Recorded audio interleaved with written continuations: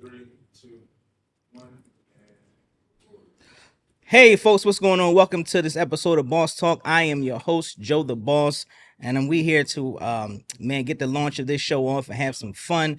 It's educational. We gonna laugh. We gonna cry. I guess we gonna do a little bit of everything tonight. Sit back, relax. If you at home, grab a nice glass of wine and just chill out and vibe with me tonight with my guests. And we are going to kick it off now because my first guest tonight. I wanted to get into a serious topic, folks. So I brought this young lady here tonight with me, Monique O'Neal, founder and CEO of Softly Rugged Inc. Give it up for Hello, that. how are you, Joseph? My brother, how are you? I'm doing fine. I didn't know we went to school together. You went to school with me? Because everybody went to school called me Joseph. Oh, really? Nobody. No. Maybe we did. Who It's, knows? Who knows? it's You went to okay. It's school in New okay. York? Oh, New York. You got a New York accent. Yes, I'm originally Okay. from New York. That's good. So tell me, I know you into mental health, right? Yes, I am. Why is mental health? First, tell me about yourself. Well, my name is Monique O'Neal. Mhm. I'm originally from Brooklyn, New York, Brownsville. And the reason I got into mental health within the Black community is because that's something that we all need to address. Right. A lot of us don't realize that we actually pass down trauma in the fetal, right, in our fetus. So Mhm. women pass down trauma from the mother to the daughter, and fathers pass down trauma from the father to the son. And it's important that we realize this when we're exhibiting certain behaviors online, or if it's certain dysfunctional family dynamics. A lot of us don't have a label or word to put to it. Mhm. We just really just dismiss a lot of things. And then too, within our community, it was a negative stigma for mental health. So Right. my goal and passion is to bring communal healing into our community as Black people so that we can come back together, because we were originally communal people before the transatlantic slave war. I don't say trade because it was a lot of different groups warring for our people at that time. Right. So why is mental health so important for us, especially with our community? Young Black men out here, young Black women. Why is it so important? Mental health is extremely important for our youth. It's for our adults too, but we're talking about the next generation that's going to pull us forward into future, right? Our future generations. And mental health is extremely important because a lot of behaviors that these young individuals are exhibiting, like the violence in urban cities, Mhm. right? The misdiagnosis of young boys and young children in the educational system, Okay. the dysfunction with maternal relationships with their children and paternal relationships with their children. It's extremely important for us to get a resolve to all of our issues that we have going on so that our family dynamic can come back together. It's important for us as individuals to understand why we behave the way that we behave, and to know that it may not necessarily be something that you did, but it could have possibly be something that you actually inherited.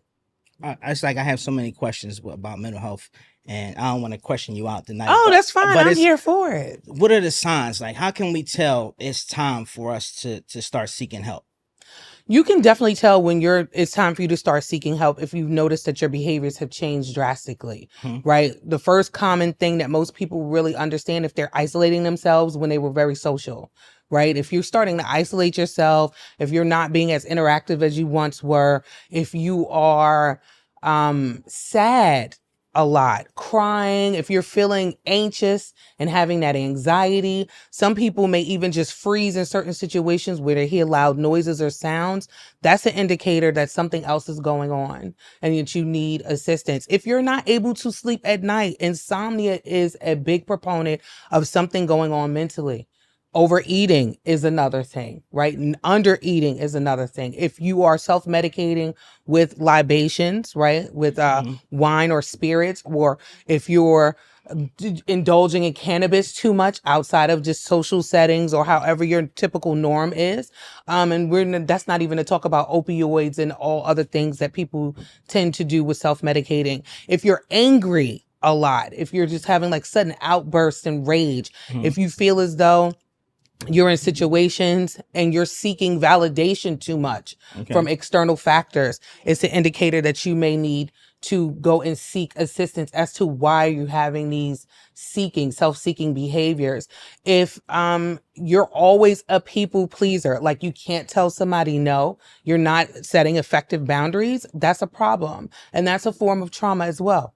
You just named every issue I have. Oh, no. So We're gonna talk about it. Yeah, we got to talk about it, because I feel as though, like, especially with black men, right? Black men don't want to admit or even think about having to go through mental health or even get help. Right. So my plan tonight is just want to bring awareness to a lot of men out there who needs help. They don't understand why they may need help, where they can get help from. Right. So I need you to help us get through this right here. What can we do to get us on the right path of seeking help and staying with it? Because I don't want the guys, especially the black men I'm talking about, I don't want us to start into mental health and, figuring something out, and you do 2 sessions and you're done. Right. So mental health is something that is not a race, right? It is a journey. It's a process. You didn't develop trauma overnight, and you're not going to particularly heal it overnight, but you can start the process and taking steps forward. For my black brothers out there, for my young men, for my kings, for those, even our elders in the community, it's very important to recognize when you need help. So many black men suffer in silence, and it's like an invisible ache amongst black men, right? It's very hard for our men to be vulnerable and have that vulnerability to communicate. One, because usually when a man is trying to communicate his vulnerability, whether it's to his mother or his sisters or even his woman, okay, women out there, all of you, all right? We have to be cognitive of that, because what we say and how we speak to our men in our lives can affect them mentally. Right? When a man is being vulnerable to us, we have to understand that they don't think the same way that we think, right? Women talk to their friends, right? We talk out our emotions, but men don't really have that time to talk out their emotions. So sometimes they talk to think, and it doesn't mean that they're saying anything negative necessarily to you. Sometimes they're just getting their thoughts off. And then when they're trying to be vulnerable and express themselves by getting everything out, we have to tend not to be frustrated and to take a step back. And realize we are feminine energy. They are masculine energy.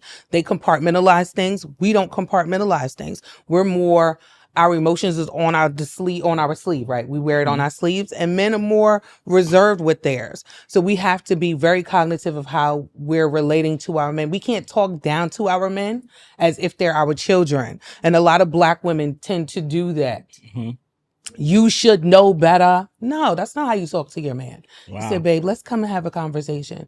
Earlier or whatever the incident was, I really felt as though maybe we weren't, our missions or our words or the discussion wasn't aligning. This is what I was expressing to you. It's very important that we take a beat back when we're having those types of discussions and not try to berate somebody, because with all of us, especially we're talking about African Americans, American descendants of slavery, black people here, especially at the diaspora in America, we react negatively to loud voices and yelling, right? And that goes back to slavery. We got yelled at all the time. So instantly you're going to have your walls up. Okay. So when men are being vulnerable and expressing how they're feeling, even if you don't agree with what he's saying or how he said it at that moment, take a beat back, digest, and you can table things. It's okay to say, you know what, I'm going to table this till later. You don't have to address everything right then and there. You can address it if you want to address something there, to say, you know what, later on, we're going to talk about this. To give everybody a moment to breathe. Because emotions are high. Everybody's feelings are valid, but we also know that emotions can lie. Feelings can lie. And we have to operate in truth and knowing our truth. So with that being said, brothers, if you feel as though you're having bouts of anger and rage, I understand that. I get that. Please get help. Go seek a clinician, a professional. Go to your imam, go to your pastor, go to your moray, go to some spiritual leader to talk about that. It's important that we connect to a higher calling. We are people of light, children of light. So for us, we have to connect to a higher spirit. right? We Right. have to reach and connect to something outside of us for it to penetrate and hold on. When we're addressing mental health issues or our mental health and we're not including a spiritual aspect with that, it usually doesn't stick. Okay. It usually doesn't stick. We have to connect it to a higher calling, something outside of us, so that when we're in our moments of despair, when we're in our moments of stress, when we're in our moments of I'm tired and I'm sick and tired of whatever the situation is, we have to be able to reach outside of ourselves to continue to motivate ourselves. Because usually we are our own beacon of light. We are our own self-motivators. We are our own cheerleaders, especially the Black man. Especially the Black man, and how you motivate yourself is connecting to a higher calling. But there are things that you can do if you're experiencing rage, if you're experiencing depression. There are things that you can do if you're having suicidal ideations where you feel as though you just want to give up and you want to end your life. Most people who have suicidal ideations don't really want to end their life. They want the pain to stop. They want the pain. So recognize that it's the pain that you're feeling. And there are people out there. There are free resources here in this city. There are free resources in this country that you can utilize. And clinicians are here for you. When are you going to have an opportunity that somebody dedicates an hour of their life just focused on you? Everything is about you. No judgment, no biases, no inhibitions.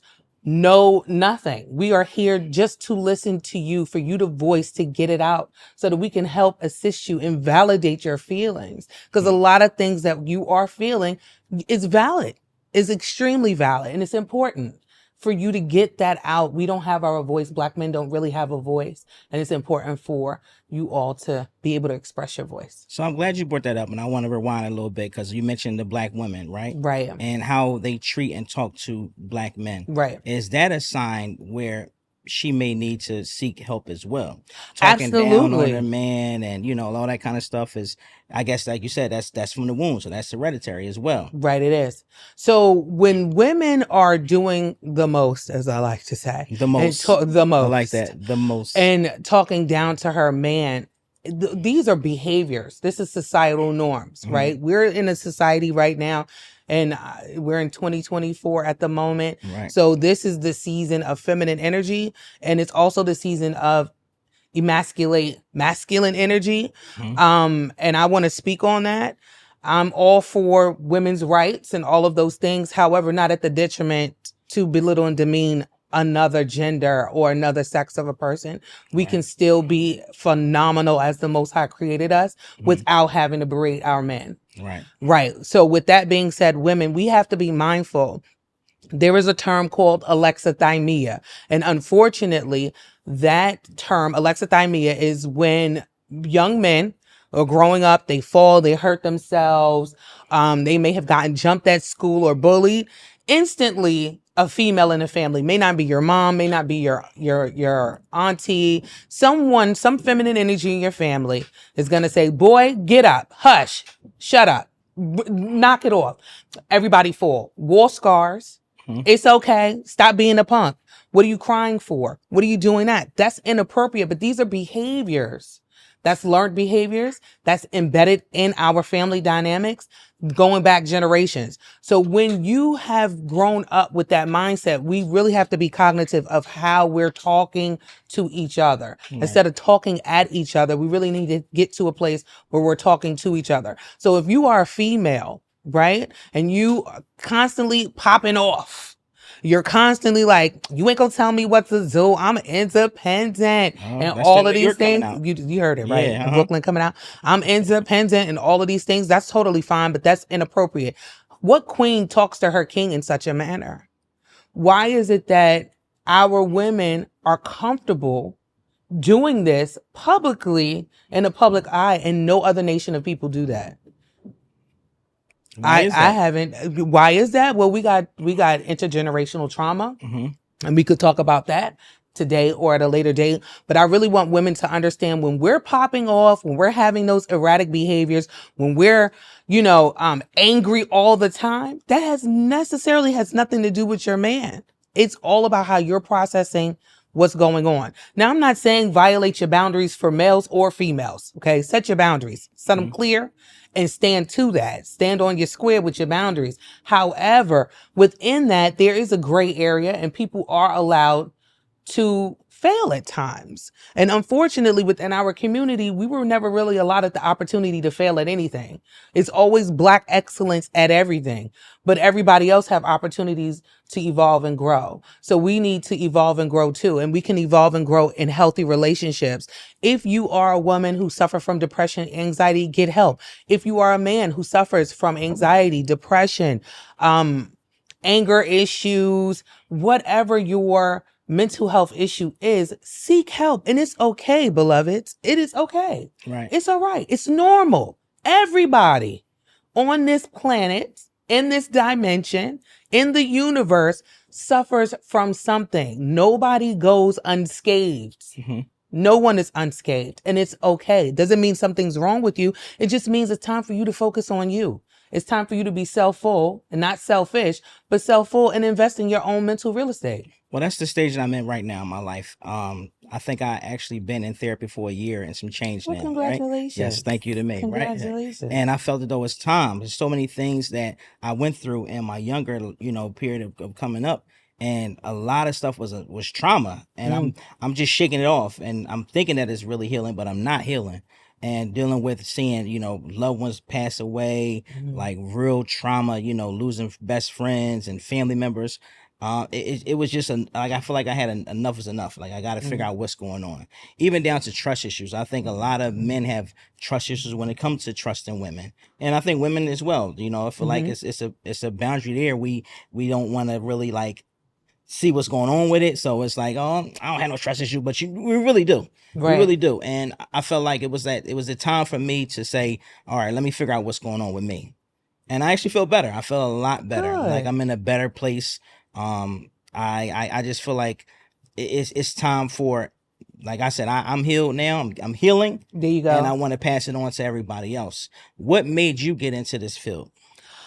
Well, what made me get into mental health and being a clinician and focusing on restorative healing for our people, when I was younger, I was gang affiliated, not initiated. I was raised in Brownsville, Brooklyn. I come from New York City. Brownsville is the equivalent to the Badlands here in Philadelphia. Right.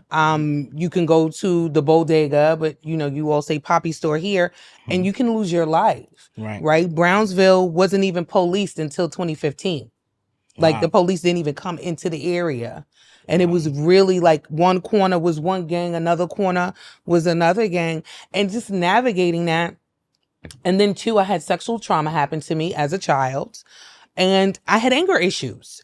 So during the day, I was like this, right? One person. At nighttime, I had my hair in 2 cornrows, the baggy pants on, the hoodie, the Timberlands, and you can get it. Okay. And I was hanging out with my friends on the block. We used to do a lot of things. So with that being said, I knew that something was wrong with me. Plus I got court ordered for anger management 5 times. Okay. I was acting on Broadway, and the judge who the last time I got ordered to go to anger management, he looked at me and he said, I just saw you on stage a week ago. Why are you here? And then I'm looking and seeing that this is something that's frequent with you. What's going on? You shouldn't even be here. Why is this? The next time I see you in my courtroom, I'm locking you up. That was a wake up call for me. Okay. I went to anger management reluctantly as a 14-year-old, upset, frustrated.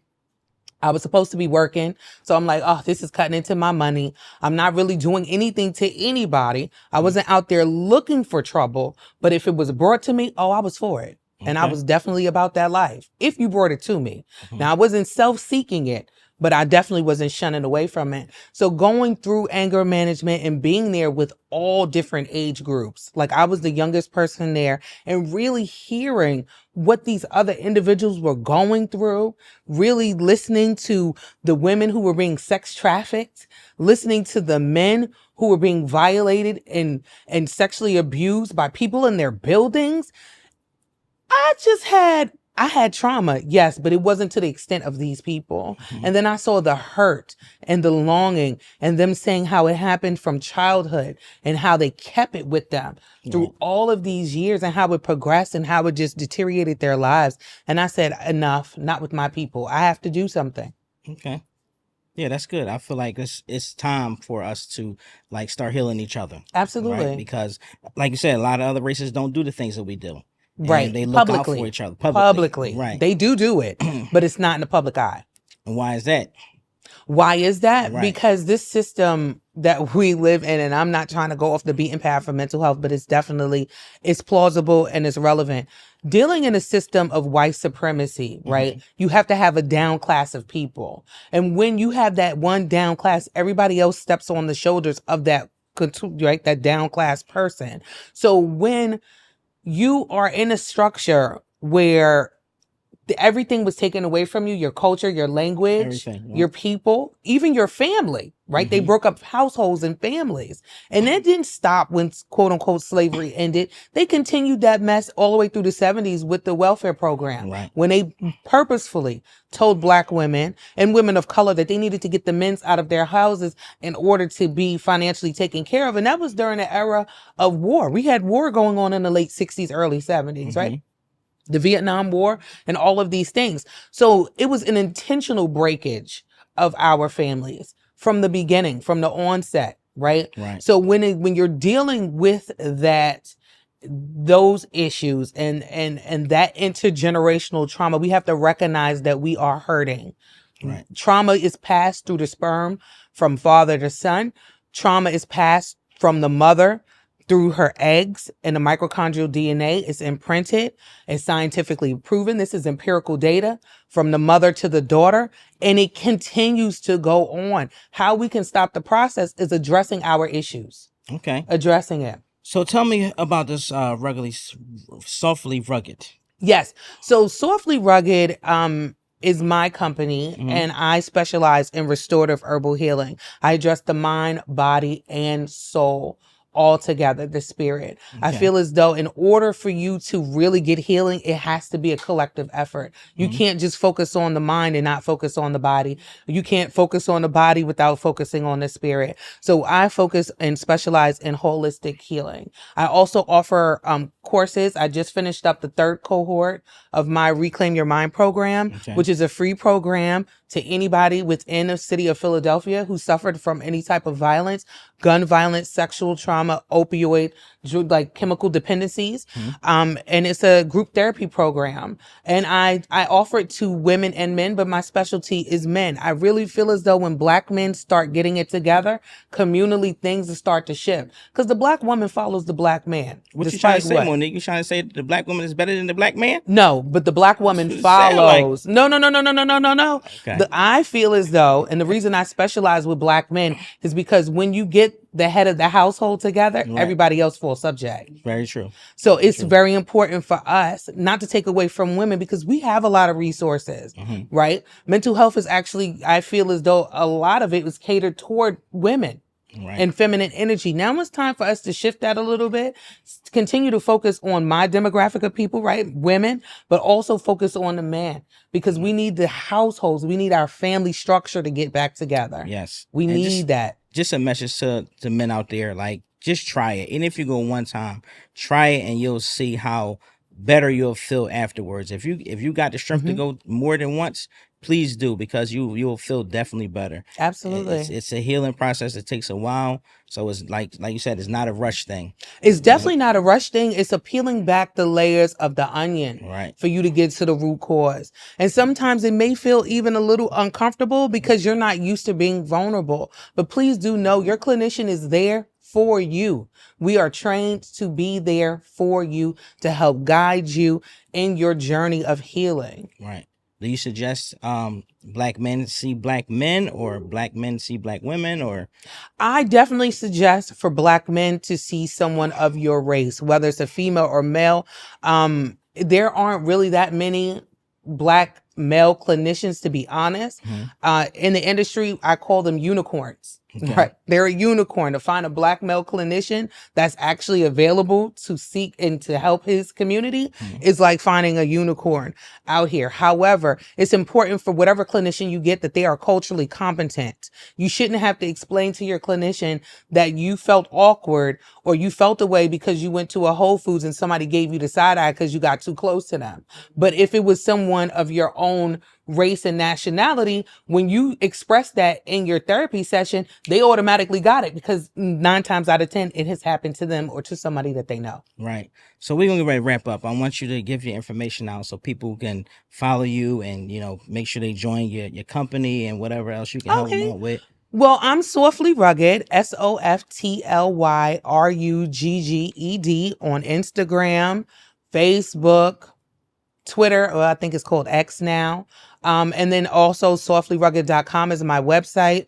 If you go under the workshops and events tabs, you'll see verbiage about the Reclaim Your Mind program. I'll be starting up my fourth cohort soon. I try to limit it to about 50 people. Okay. So if you are interested in free therapy sessions, it's a hybrid model.